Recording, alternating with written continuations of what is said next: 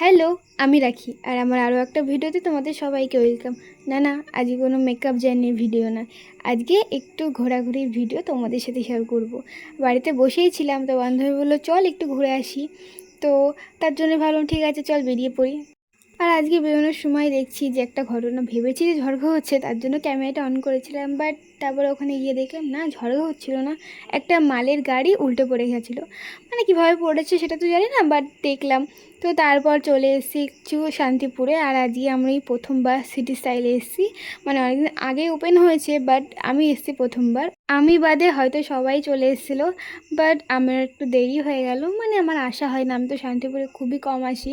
তো তারপর আমি যদি বলি যে আমার কালেকশানগুলো কেমন লাগলো, আমি বলবো প্রাইস অনুযায়ী ঠিক আছে।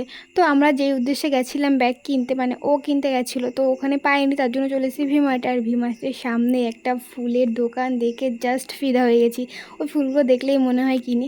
তো তারপর চলে এসেছি গোবিন্দপুরে, যেহেতু শান্তিপুরে পাইনি, তো এখানে এসে একটা ব্যাগের দোকান থেকে ও ব্যাগটা কিনে নিল, তারপর আমরা মোমোকে বাড়ি চলে এসেছি।